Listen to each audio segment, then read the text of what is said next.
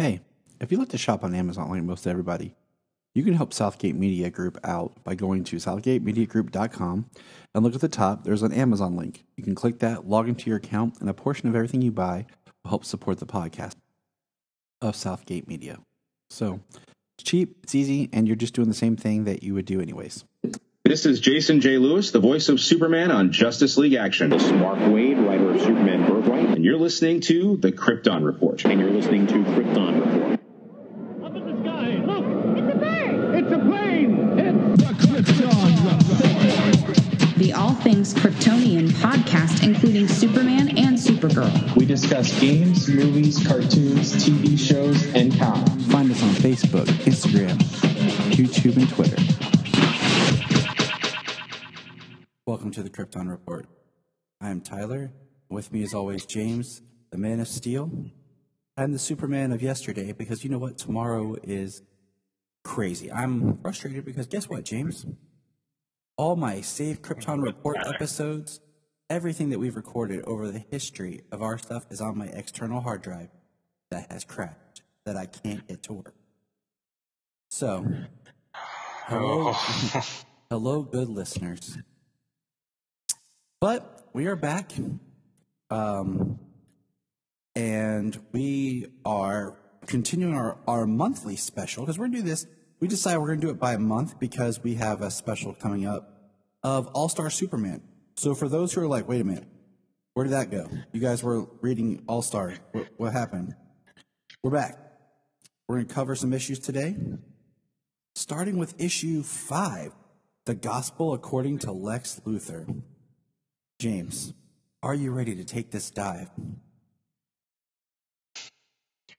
Yes, sir, I am. Well, let's just jump into it. Twisted mind of Lex Luthor. I mean, we got some news to go over, I guess. Just quick, we don't have to dive into anything too tremendous here. But Black Adam started filming this week, so that movie actually is happening. I've always had hope, but we'll see because they hadn't got it in front of camera in forever. If you search for it, there's a great article from Variety with an interview with Chris Terrio about the process of writing Batman vs. Superman and then Justice League, and then what happened to him and how he kept his mouth shut when they released the theatrical Justice League. It's very eye-opening because I don't know if a lot of people know that there was a Batman vs. Superman script, and it was called Batman vs. Superman, and it was written by David Goyer, and that was like the first script that was going to be used for the film. And when Affleck signed on, he asked Terrio to come over to work the script. So Terrio, didn't completely start from scratch when writing BVS. And it's really interesting because I don't think people realize that. And it's a really great read how Terry talks about it. He didn't come up with the title; that was like a studio thing or something. And just that whole process of getting them written, and then why he signed on to Justice League, and it was a good read.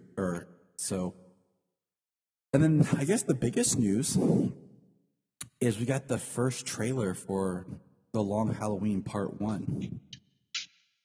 And the trailer looks awesome. What do you think? Yeah, it does. It's in the same animation style as The Man of Tomorrow and the new Justice Society World War II. And I think that's the biggest thing worth pointing out, I think, to me, is the fact that it has that same animation style. Because it just kind of reminds me of, are they building a new connective world that we don't know about yet with this animation style? We don't know. And that would be pretty awesome. Yes, it would. It would. It worked really well for them before. over the last, how many years since Justice League War came out? 14 or 13? 12? No. 13? War came out 14. I think 13 or 14? I think 14 because I think Flashpoint came out in 13. Without pulling out my phone to look at, because it was after. That sounds about right, though. Because it was after Man of Steel, and that's one thing I remember very clearly because I was living in North Carolina when it came out, and I'm pretty sure it came out in 14. It worked really well for them for that, and you know it. I don't know. It benefits to have a connective universe. Solo films and team up films. I mean, it benefits for these IPs for Marvel, for DC. With the similar animation style, I mean, heck, who knows? You know, maybe I think we've discussed this or at least heard that maybe Barry coming back into World War II through time travel is him emerging from resetting time after the end of Darkseid War. Yep. You know, I mean it's possible it could be a new continuity changed because of that. And it's also, I mean, it makes me think a little bit, just jumping back, is the way they got around the animation of trying to do Jim Lee animation for Hush was because they put it in continuity. So, you know, and with this, think about it like they can get around it because Tim Sale's art. Yeah. So it's like, Yeah, okay. that would look a little. It probably would look a little rough in animation. You know, trying to match that style. You know, kind of the same way Frank Miller's would look rough in animation. You know, they had to complete it and you know, make it softer and work better for animation for The Dark Knight Returns. Yep. So, but yeah. So I mean, anyways. But I enjoyed them. I enjoyed them adapting stories in the past to be in continuity. So if they were to do, say, The Long Halloween, and it's, you know, 2-3 years into Batman's career, you know, like, and there's room to tell lots of stories with all these characters. I mean, we don't know yet if it's a connected continuity. The only thing we have, because we've only seen one movie, we haven't even seen the second one yet. The next one's not due out digitally till the end of the month, maybe sometime next week, and then a couple weeks later out on Blu-ray. Yep. So we don't even know yet. We're just speculating, but the animation style is the same, and I am excited to see Jensen Ackles back in the DC universe, playing Batman this time. Yeah, it's interesting. So, it looks good. I mean, there's not a lot in the trailer to act the actual story except for holidays. You know, except we just see things and it says, The Long Halloween Part 1, which means that yes, I will buy it. Yes, I will buy Part 2, and then James will turn around and buy the whole collection. Probably. Because you know they're going to release it as a deluxe edition kind of a thing, like they did for The Dark Knight Returns Part 1 and 2. Thanks to you buying me that special edition hardcover Dark Knight Returns book that came with the Blu-ray. So I got that. I'm very appreciative of that. And I bought the Death and Return of Superman, which is the Death and Reign of Superman. Yep. Sir.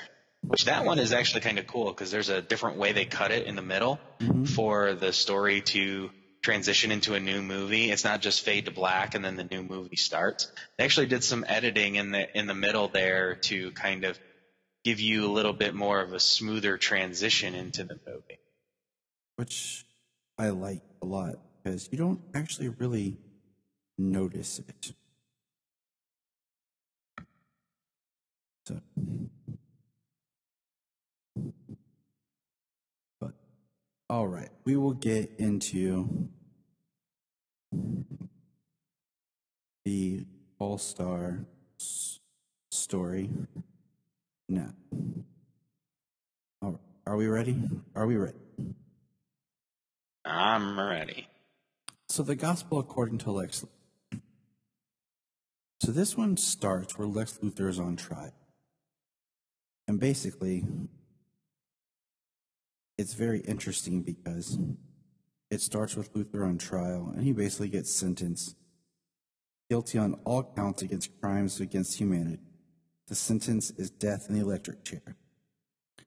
And he's taken to Stryker's Island, and Clark Kent is going to interview him. And we get this, like we talked about last time, like the bumbly Clark. And we see Lex working in his cell, building something. And it's fun because, we have Lex sitting there. Clark notices that his tool is about to basically electrocute him. And Clark does this funny, trips over it, knocks it away.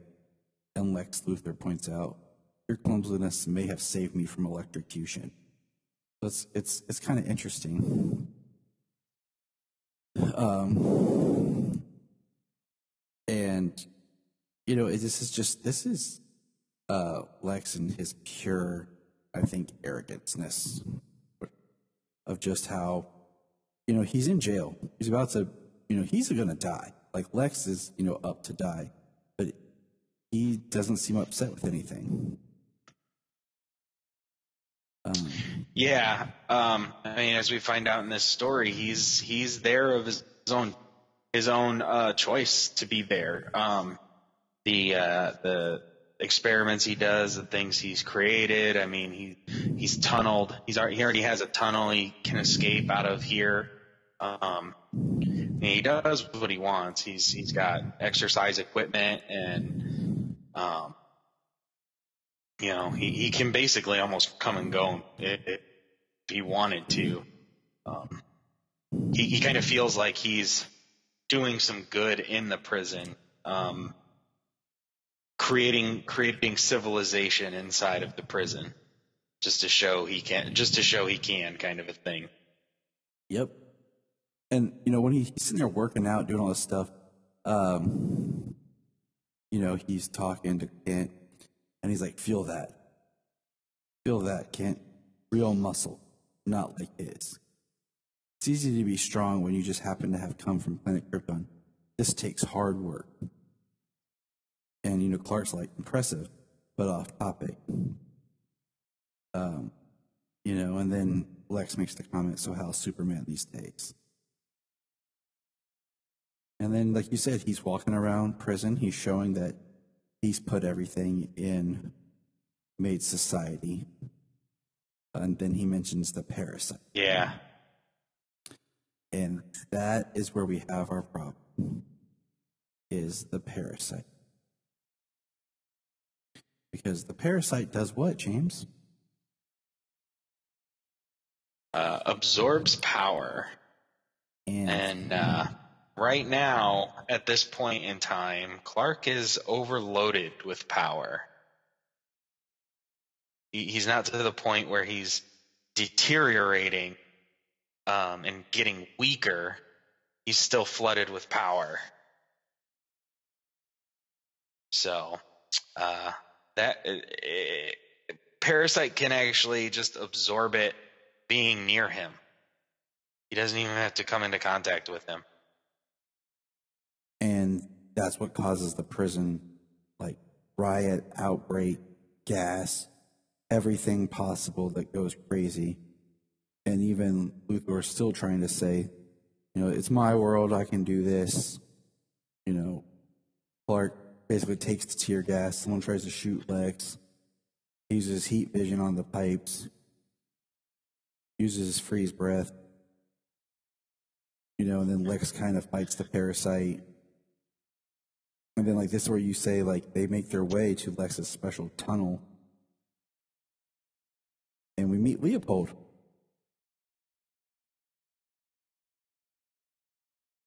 And Leopold is Lex's monkey, Jim, that's dressed in a Superman suit. Dressed in a Superman costume. And he's guarding... He would have a monkey dressed like Superman. Mm. And, he takes Clark down to a very almost River Styx looking... That's the kind of imagery and feel that I got from this. And Lex says, Kent, now he's died. Because Lex is smug. He's happy that, that he's basically killed Superman. And it's like he's going to his grave happy because he's done what no one else could. And it's like, if I gotta go, he's going down with it. And that's issue 8. It was cool. That I liked it. Lex is never gonna think straight, so issue 5. Yeah, I liked it just because I like seeing Lex as the pure, arrogant person that he is. Yeah, he's really smug in this. This is textbook Lex. Incredibly smug. He's there because he wants to be.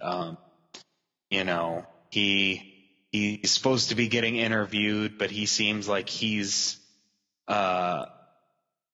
he wants to ask the questions. He wants a specific story told, and he's trying to feed Clark that story. Mm-hmm. Lucky for us, Clark's a good journalist, and he's trying to get another story. Yes, he is. So we go to episode 6, or issue 6, Funeral in Smoke. Now, I like cover art with Clark and Crypto. Yeah.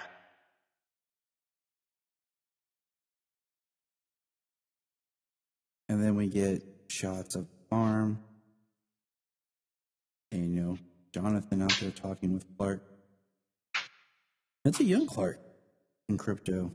And it's kind of nice seeing them. We're big fans of Crypto in this house. And I like how he plays fetch. He just rips up the creature and throws it. Right. Throws it into outer space. And then a person shows up and says he's there to help for the harvest. And we come back, and Jonathan's like, hey, I got new farmhands, Clark. I'd like for you to meet them. And it's a little weird because the guy's like, Clark, my name is Calvin Elder. Yeah, I'd be like, okay. I'd be suspicious. And then a dude wrapped in bandages and a little midget. I know this is like pre-Superman Clark, but... for the most part, yeah, pre-Superman Clark. Because he does have a suit and he's flying around.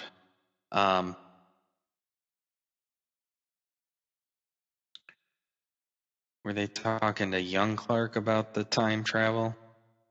About the Legion? Yeah. Or were they talking to the older Clark? Can't remember now. The young Clark, I believe. I like the scene we have here in the diner. Good old Pete Ross. And Lon. That best friend of Clark's who's supposed to know his secret, Pretty, yeah. Who you should know every time and everywhere. Right. I do like that scene. Clark takes off. Clark takes off and he's acting ill. And she knows, and Pete knows that she knows, but like they're not telling Clark yet. Like she's waiting for Clark to tell her because she's his friend. But Clark, he's not there yet, but he should. But come on, Clark. But I mean, I get it. And we have Clark just chilling, and we see the farm hands, and all of a sudden, my real name is Cal Kent.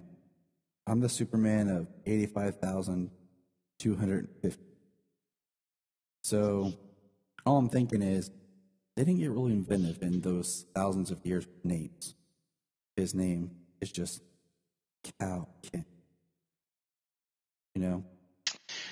Yeah, I mean it's Not even like Cal Kent the third it's or a the fourth.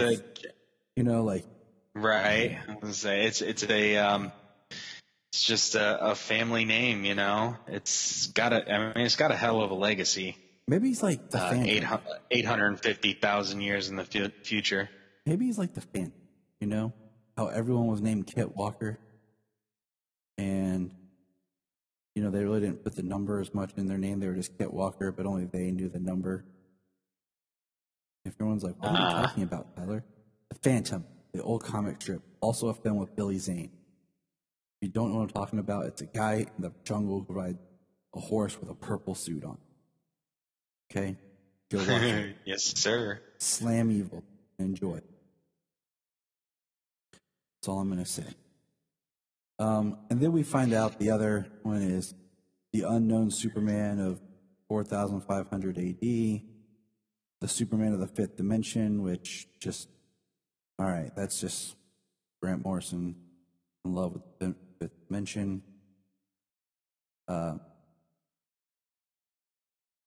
They're after something called the Chronovore, and they're off to fight it. And then you see the Superman of Unknown. Stand back, Clark. This is the job for the Superman Squad. Clark. He says, I can take care of myself. Eat Vision's cow. Flies off. And, so all this stuff's going on. Clark's actually causing more problems. But then we see Jonathan Kent out at the farm. And this is really cool because it kind of comes out of nowhere. And he's talking to the unknown Superman, and he says to him, like, this is the end of the line for me in the farm. And he says, he'll be okay, won't the boy? And he says, it all comes out right in the end. And you're like, okay, all right. But it's not exactly the unknown Superman, but it looks like it because it's another person in bandages. And so while they're fighting the Chronovore, you see Cal say, Jonathan Kent has suffered a heart attack. And then you see Ma go running to Jonathan. He's by a scarecrow. And then we see young Clark scream, Pa, not my pa, I can save him. And then we're at the funeral. And it's really interesting. Because we have Clark, up there talking, and then we have the other Superman in the back. We have, a guy who looks like he should be in the Doom Patrol sitting there. And I do like some of the lines, that Clark says. He says, he taught me that the measure of a man lies not in what he says, but what he does. I agree with that. He taught me that a good heart is worth more than all the money in the bank. That. He showed me by example how to be tough and how to be kind and how to dream of a better world.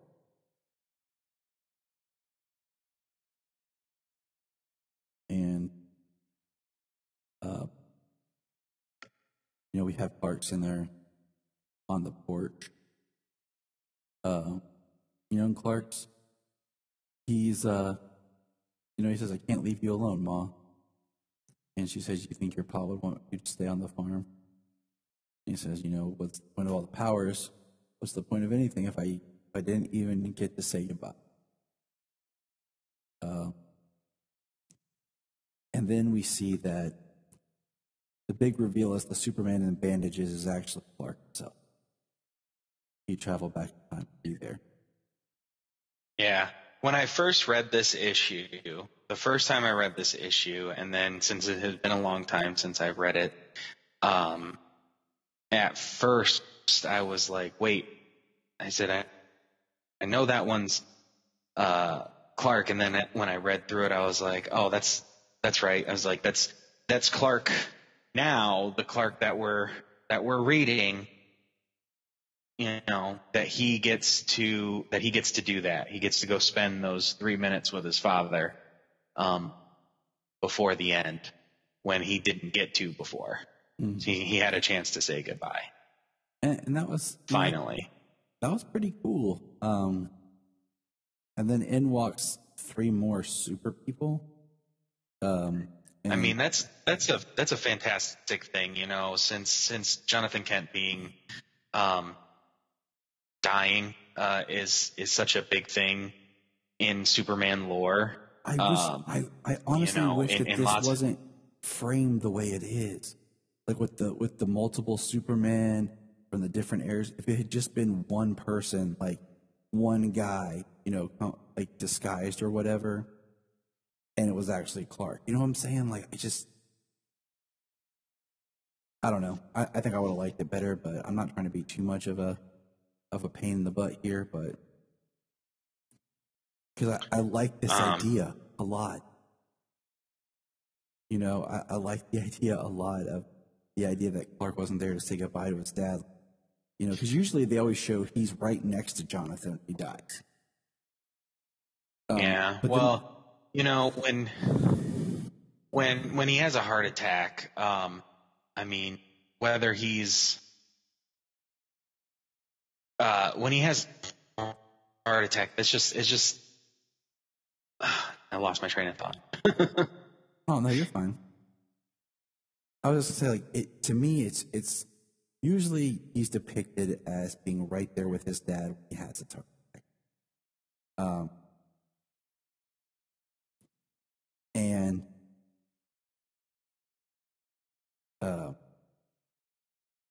it's always interesting. I mean, like, he always shows up. I mean, like, he's running down the driveway when he has the heart attack the first time in Superman 78. And then in Smallville, he's having the heart attack when he emerges from the barn, and they run up to him having the heart attack. So, yeah, he's there when he dies. And in this one, he's busy doing something. Oh, I remember what my train of thought was. The abruptness of a heart attack.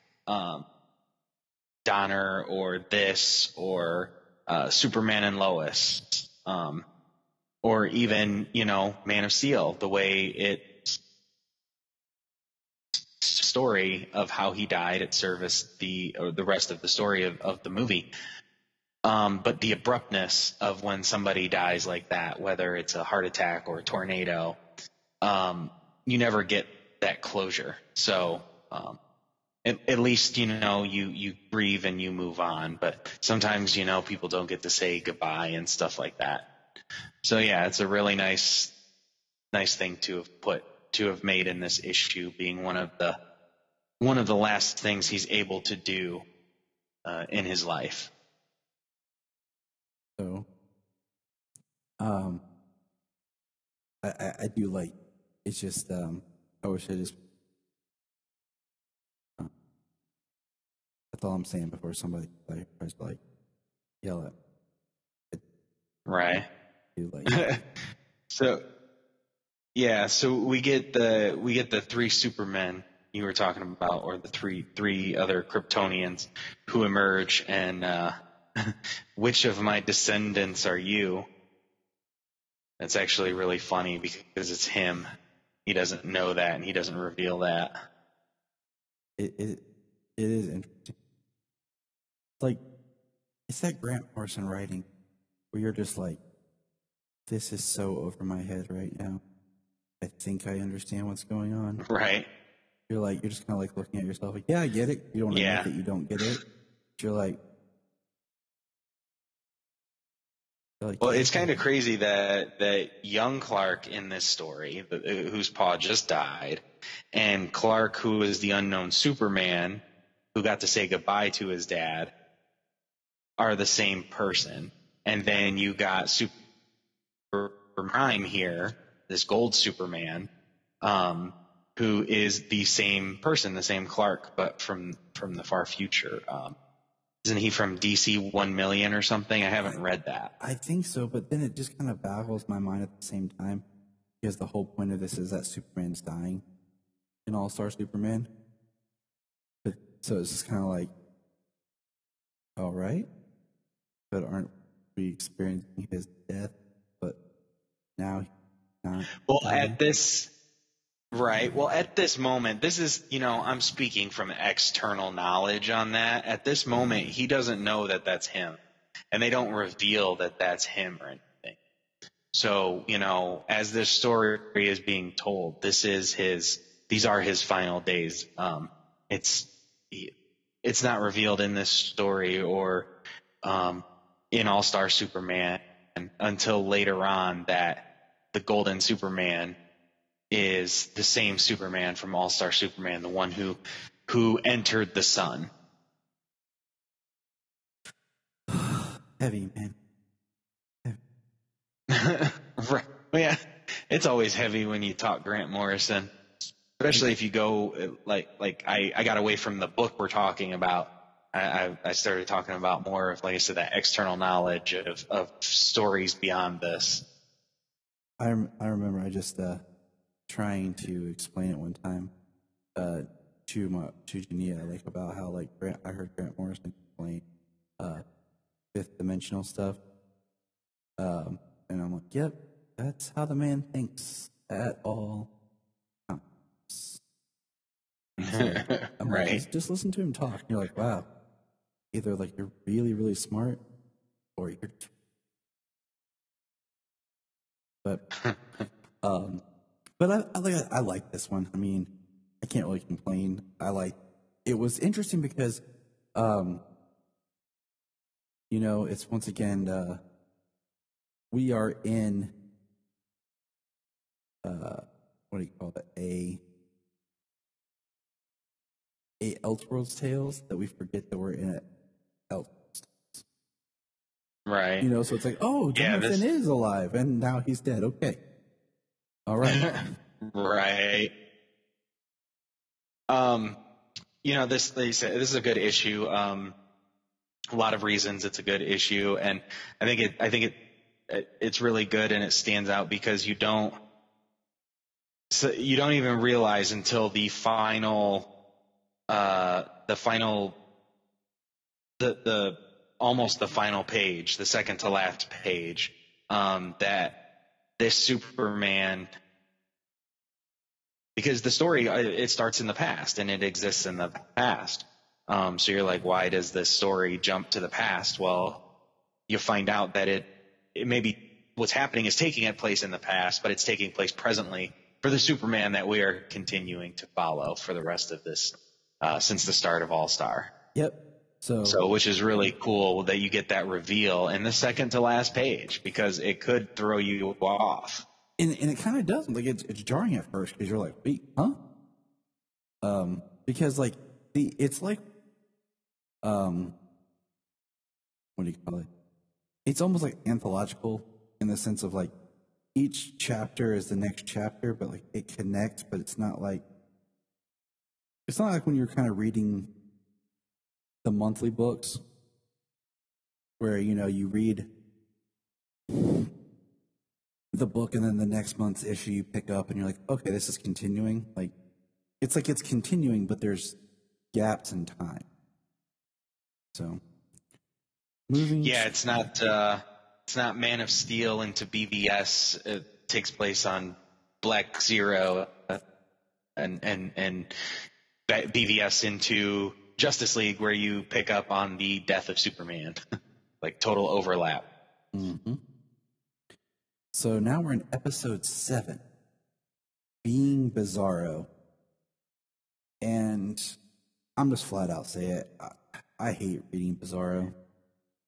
Like, when it comes to Bizarro, I just like Bizarro being the failed clone. Like, I don't need Bizarro World. So like these next 2 chapters, I'm just like, you can count out. Like, I don't get really heavily into Bizarro. I like the idea of Bizarro just being this messed up clone, failed experiment type Superman. Because then you can do some good stories where he's like kind of good, or bad. Yeah. Well, like the Forever Evil, when Bizarro came out in the New 52, he was B0, and that's how they came up with Bizarro, and he was a failed clone. And the stories involving him, especially in Forever Evil, was really good too. And that works for me, like I just don't like the Bizarro we're about to get. Right. And I heard, what was it, was it the Rebirth Red Hood and the Outlaws, where it was Red Hood and Bizarro and Artemis? I heard that was very good, and I haven't gotten to read it yet. At least the first, I'm not sure, but number of issues, a good decent number of issues. I heard the story was really good for a while, or the book was really good for a while. So all that to just kind of preface this next chapter, you can kind of take the lead on, because the best part for me is just seeing Superman with Crypto. Or, I mean, not Crypto, jeez. Superman fighting, just the artwork of him in space. But other than that, nope. So, all you. And go, James. And go. So, well, I mean, I'm kind of in the same boat as you, pain in the butt to read Bizarro, which is worst in the next issue. So, thankful there. It is a lot worse in the next issue. But in this issue, the Dr. Quintum, their project and their sensors, they're trying to monitor the underverse and explore the underverse, and some life form, kind of like a square planet, basically, emerges from the underverse, and we know that the square Earth is Bizarro world. We've seen that in comics and things. And Superman is out past Jupiter releasing his Sun Eater, as he's getting too big for the zoo at the fortress. And on his way back past Mars, he gets attacked by these putties. Like the Mighty Morphin Power Rangers putties, yeah. And he gets attacked by them. And the one that is out front that gets him, on the next page, transforms. It's kind of him, but off colors and stuff. And then we have what seem to be like small meteorites, shooting stars, kind of crashing to Earth. And it's all of these Bizarro, these putties. And the planet, they're having the Daily Planet, they're having a celebration. There's Perry up there, Lombard, Jimmy. Who's this woman? What'd they call her? What'd they say her name was? Amanda? I think so. I think that's what they said her name was. I'm still just happy about it.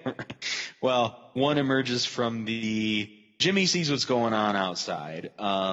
He's trying to get everybody's attention. Everybody's partying, so they're not paying attention. And one of these Bizarros exit the elevator and attack. Her name is Allie. I was close. But but she touches her and it mimics her. She becomes a Bizarro version of herself, and it kind of like destabilizes Allie or something. Like she becomes, or it infects her, and she becomes a Bizarro.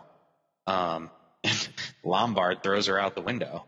Yeah, Lombard is he's awesome. Like I really hate that like he was in Man of Steel and then like not in BVS, or like he hasn't been in like anything else. You know, like we've had like he wasn't in Lois and Clark.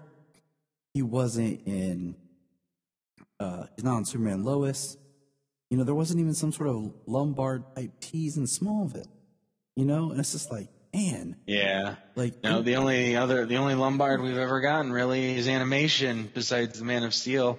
He's in Superman Unbound. He's in The Death of Superman. Yeah.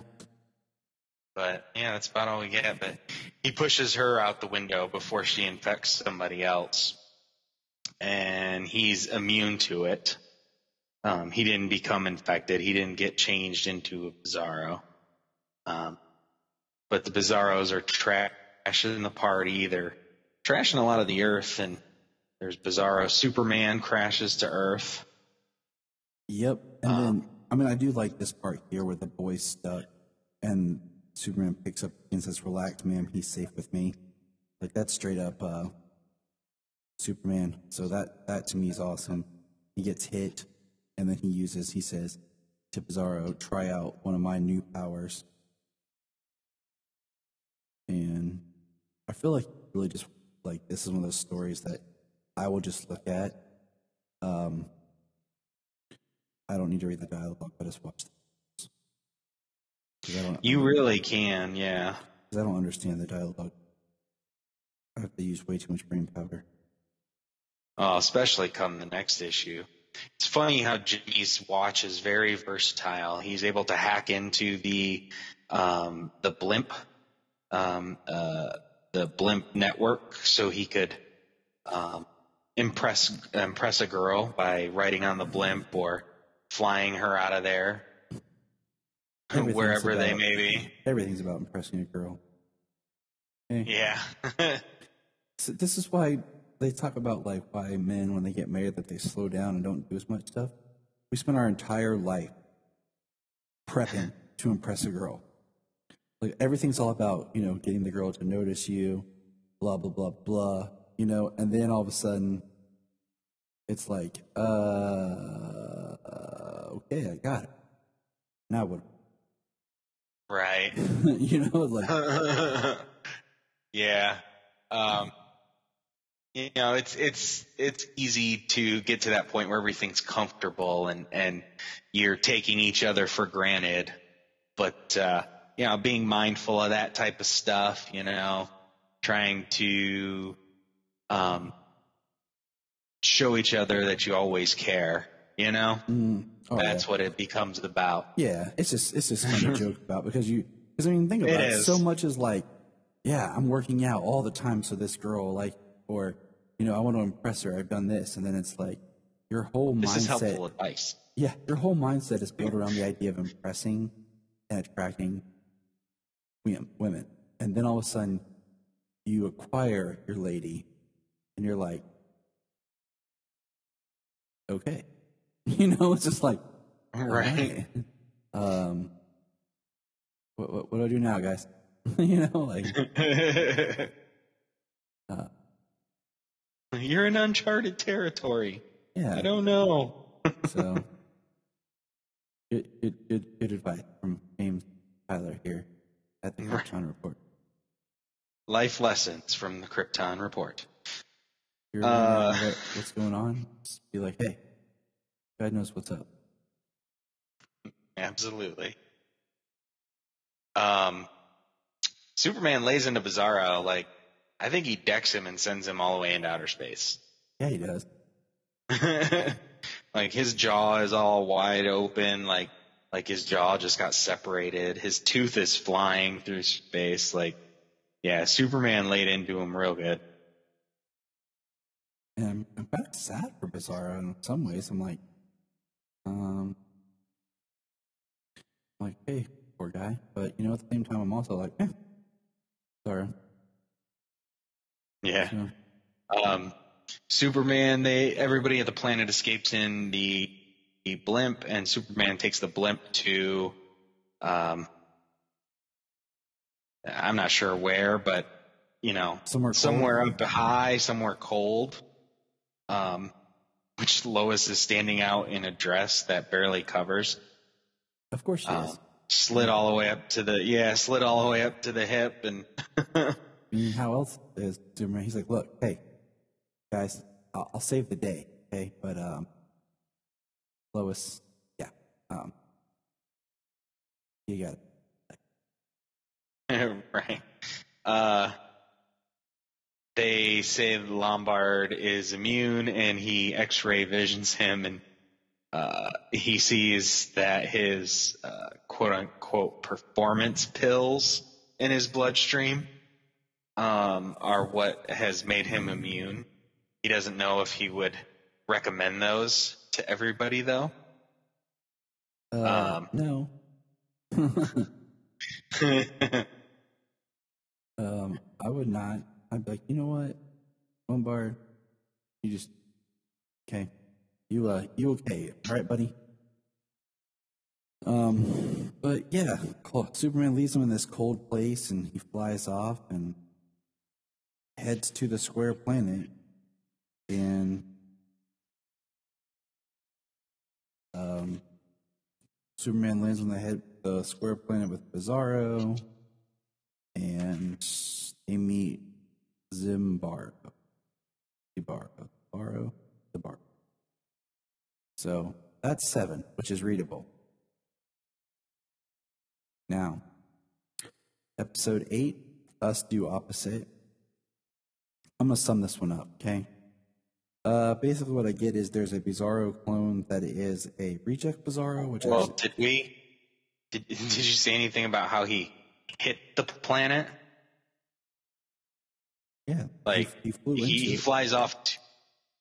He flew off to the planet. He hits the planet so hard that he hurts the planet, which is the single organism responsible for all the Bizarros, and the planet starts to retreat back into the underverse. Oh, okay. Somehow I didn't get that. Maybe because I just was really having trouble following the story.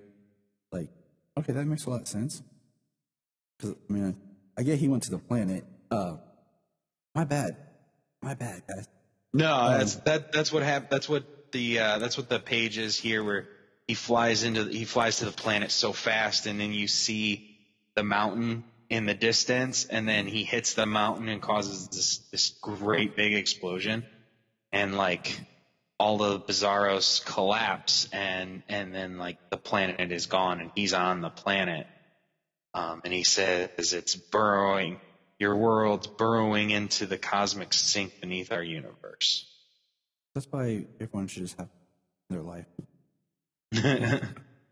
Everybody needs you. Okay, everybody out there.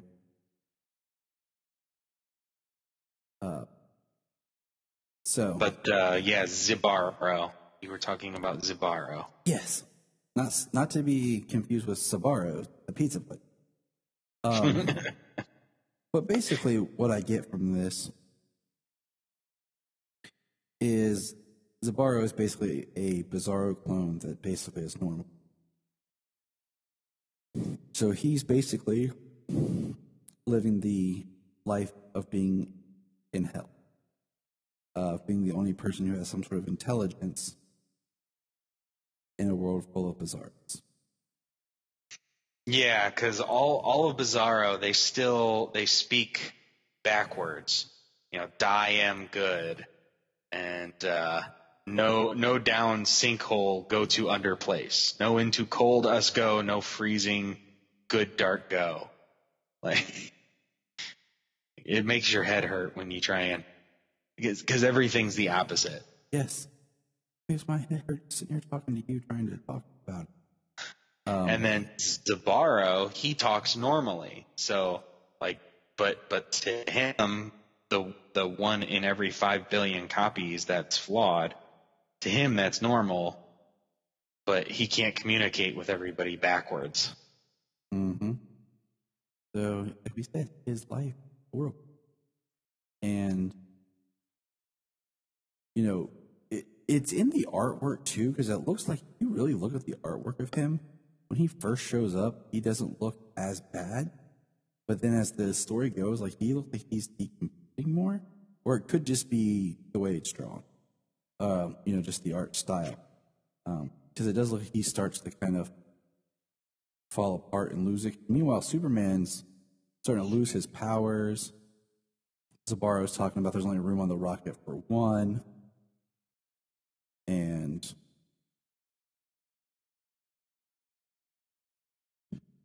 like, all the Bizarros want Zabaro to leave, but they put Superman on the rocket.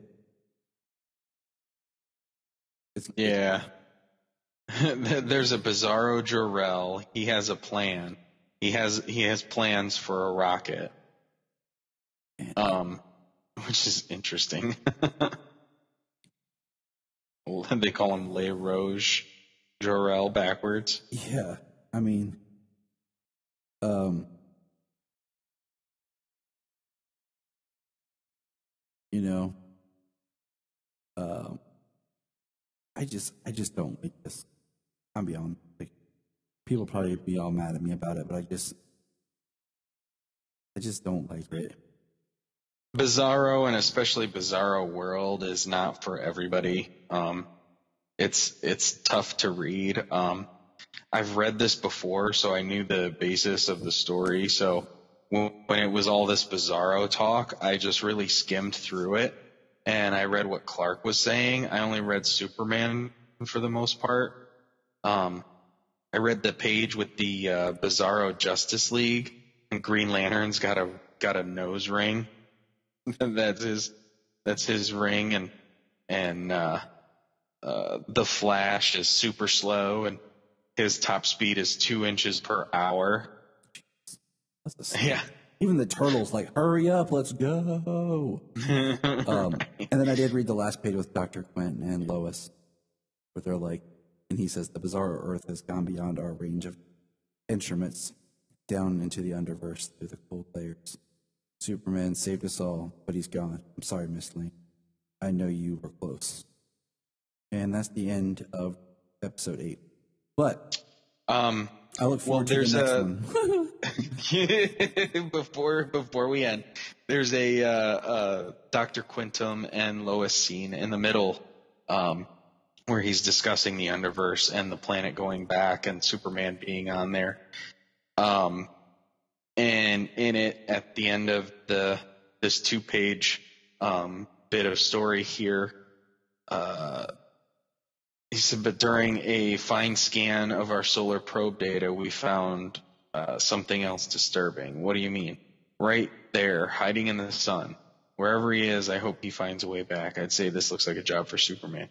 So this here in the middle of the sun, something that their sensors picked up, is seeding for what happens later in the series, which we don't get too much of because, like you said, it's very much like an anthology. All 12 stories. There's an overarching through line, but each story sometimes is just its own thing. Each one is very much its own story. It's honestly these 2 issues with the overlap of Bizarro World is kind of like the first time Superman is in the same place in 2 issues. Yeah.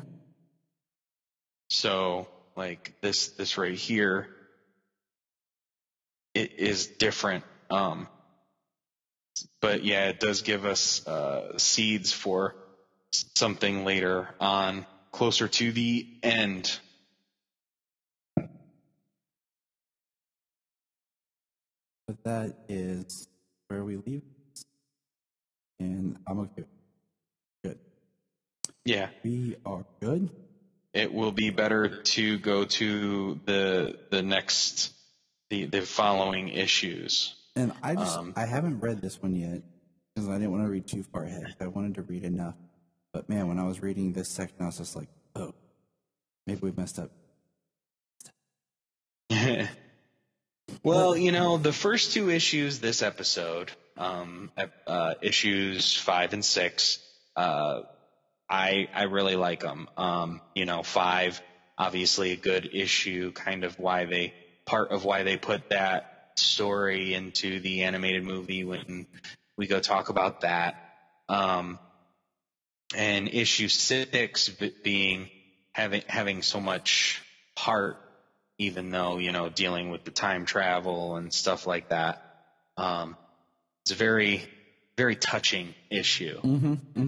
It's definitely the next two issues where we get that lull. And it sucks because, everyone talks about this being such a great landmark Superman story. And to me, there's things in it that I like, but overall, I'm not that in love with it. It's one that I read, and I was like, okay, and then years later, I was like, man, I haven't read that in a while. And I hear people, just kept talking. I was like, and I just bought it. I was like, okay, just buy it. It's supposed to be such a great Superman story. It'll be in my collection. I'll have it. And I like I love the artwork, and I respect Grant Morrison for what he does and what he's writing and everything. But there's parts to it that I like, but all in all, there hasn't been anything in there that's really, I felt like, grabbed me, and I've been like, yes, this is what I'm connecting with. So far in this run, I think up to this point, we've had more hits than misses. I mean, we got 6 issues out of, we got 6 issues here, 5 issues, depending on how you feel about issue 4 with Jimmy and becoming Doomsday, in my opinion. But I think issue, so you got 5 or 6 hits out of 8 issues, I mean, you're not wrong. But what do you think, good listeners? Why don't you hit us back on our social media at Krypton Report on Twitter, Facebook, you can find us, or send us the email at kryptonreport@gmail.com. Let us know what your thoughts are on All-Star Superman, what we've talked about so far. And just remember, I'm Tyler, and this is James. James is awesome, and everyone needs a James. Good night, everybody.